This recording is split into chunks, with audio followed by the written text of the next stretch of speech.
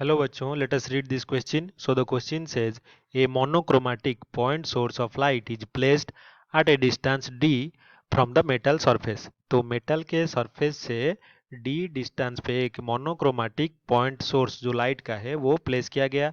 Photo electrons are ejected at a rate n per second. तो जो photo electrons है उसका अगर हम रेट देखें कि एक सेकेंड में कितना फोटो इलेक्ट्रॉन इजेक्ट हो रहे हैं मेटल सरफेस से, वो कितना है n. And with maximum kinetic energy, तो जो काइनेटिक एनर्जी है इलेक्ट्रॉन्स का वो मैक्सिमम कितना है, ई है. If the source is brought nearer to a distance D by two, तो सोर्स को हमने क्या किया, ज़्यादा करीब लेके आ गए मेटल के सरफेस के. कितना, पहले डी था अब डी बाई टू हो गया. The rate and maximum kinetic energy for photo electron become nearly. तो अभी जो न्यू रेट होगा और काइनेटिक एनर्जी होगा मैक्सिमम जो पॉसिबल है फोटो इलेक्ट्रॉन्स का, वो कितना होगा ये हमें फाइंड आउट करना है. तो क्या ये 2n और 2e होगा, या फिर 4n 4e होगा, या फिर 4n एंड e, या फिर n एंड 4e. इन चारों ऑप्शन में से कौन सा सही होगा. तो इस क्वेश्चन को सॉल्व करने के लिए हमारा जो कि कॉन्सेप्ट है फोटो इलेक्ट्रिक इफेक्ट के रिलेटेड वो हमें जानना जरूरी है. तो वो क्या है कि जो नंबर ऑफ इलेक्ट्रॉन्स जो इजेक्ट हो रहे हैं, ejected is proportional to intensity of light.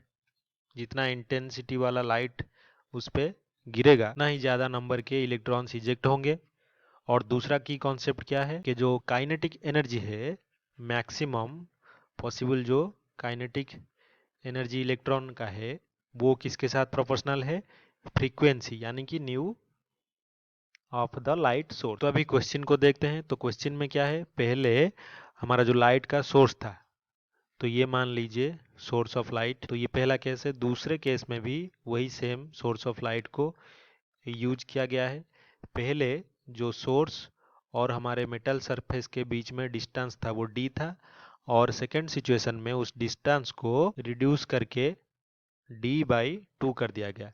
तो यहाँ पे लाइट आके हमारे मेटल सरफेस पे गिर रहा है. तो ये क्या है, मेटल, और ये हमारा वही सेम मेटल है, बस डिस्टेंस रिड्यूस कर दिया है. तो पहले जो काइनेटिक एनर्जी था पॉसिबल, काइनेटिक एनर्जी मैक्सिमम जो पॉसिबल है वो कितना था, ई. और जिस रेट से इलेक्ट्रॉन्स इजेक्ट हो रहे थे वो कितना है, वो रेट हमारा क्या, एन है, स्मॉल एन. लेकिन हमें ये पता है कि जो इंटेंसिटी है उस पर number of electron ejected depend करता है.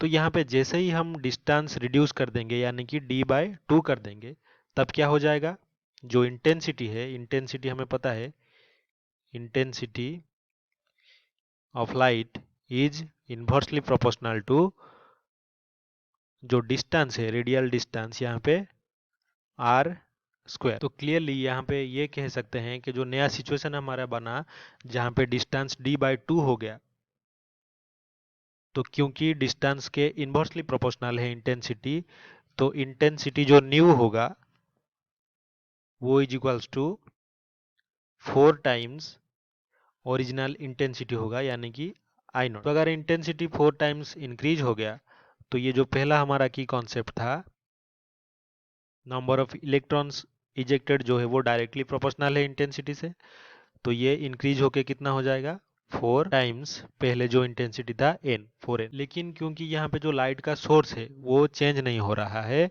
तो जो फ्रीक्वेंसी न्यू है ये भी चेंज नहीं हो रहा है, डज नॉट चेंज. तो चेंज नहीं होने के कारण जो काइनेटिक एनर्जी मैक्सिमम होगा ये भी चेंज नहीं होगा, ये भी जो ई था वो पहले के बराबर ई ही रहेगा, क्योंकि मैक्सिमम काइनेटिक एनर्जी सिर्फ और सिर्फ किस पे डिपेंड करता है, फ्रीक्वेंसी पे. तो ये हमारा फाइनल आंसर क्या होगा कि जो रेट है ऑफ इजेक्टेड इलेक्ट्रॉन्स वो 4n, और काइनेटिक एनर्जी जो है मैक्सिमम नया वो ई. तो पहला ऑप्शन 2n 2e गलत होगा, 4n 4e जो सेकंड ऑप्शन ये भी गलत होगा, थर्ड ऑप्शन क्या है 4n एंड ई, तो ये सही ऑप्शन है. और फोर्थ ऑप्शन एन 4e ये भी गलत होगा. तो only option 3 is correct. I hope you have understood this well. Best of luck.